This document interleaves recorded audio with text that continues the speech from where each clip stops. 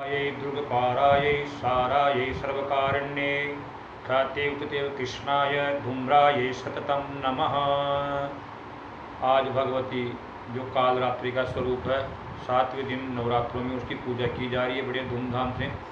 कल जो भगवती की पूजा होगी अष्टमी को, वो भगवती महागौरी का स्वरूप की पूजा होगी। महागौरी पार्वती को कहा गया है।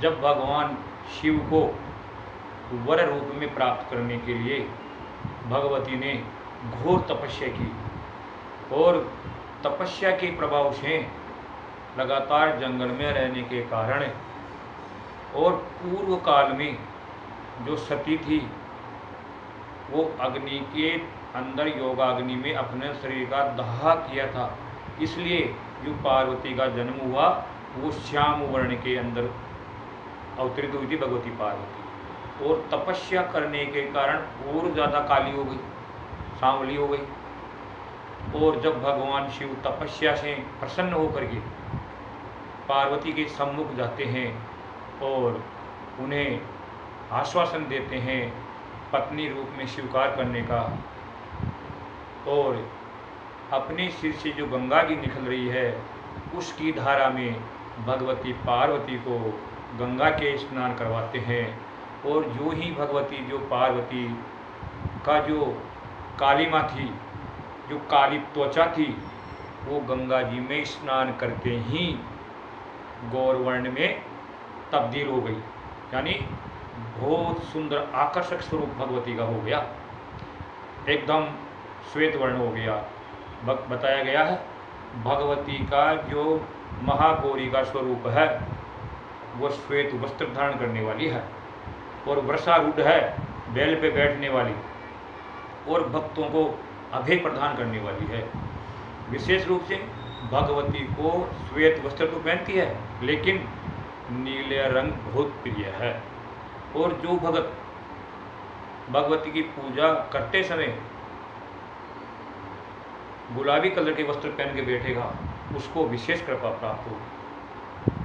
भगवती को क्या प्रिय है भोग में, तो जो भगवती है इसको नाना प्रकार के व्यंजन खीर आदि तो प्रिय होती ही है, लेकिन साथ ही जो मेवे की खीर होती है, ड्राई फ्रूट की खीर, वो विशेष प्रिय है भगवती, तो उसका भोग लगावे।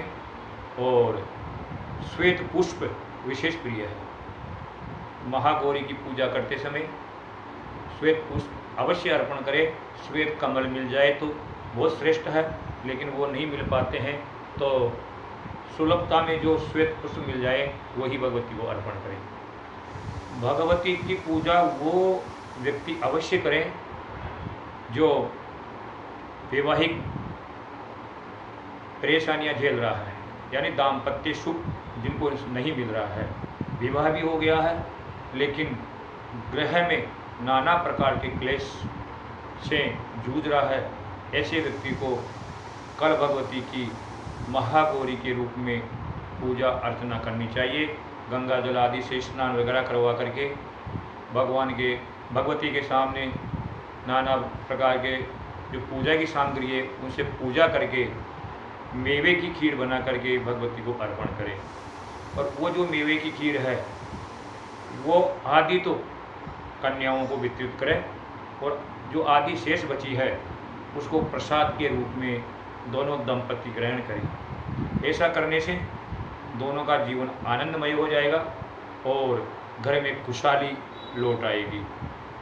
साथ ही ऐसा भी बताया गया है कि जो भगवत आराधना करना चाहता है, जो भगवत भक्ति करना चाहता है, वो भी भगवती गौरी की पूजा करके आरंभ करें अपनी तपस्या या आराधना, तो उसको अवश्य सफलता प्राप्त होती है। जो भगवती के 209 रूपों में से 2 स्वरूप ऐसे हैं जो महागौरी और सिद्धिदात्री।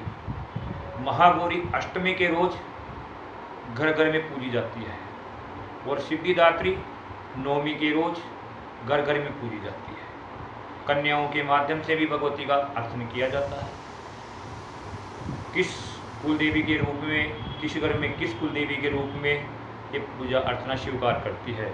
और समस्त संसार को जो मौसमी बीमारियां, बुखार, जुखाम, कफ, पीड़ा, नाना प्रकार के जो एलर्जी वगैरह जो बीमारियां होती है मौसम के कारण, उनसे निजात ये भगवती दिलाती है। ऐसा बताया गया है कि पूर्व काल में वसंतीय और शारदीय दो राक्षस हुए थे। वो राक्षस कौन थे?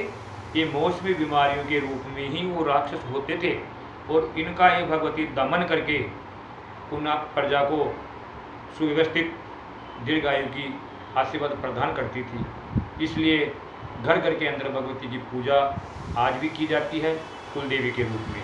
तो कल सब भगवती की पूजा अर्चना करेंगे। जय विंध्यवासिनी।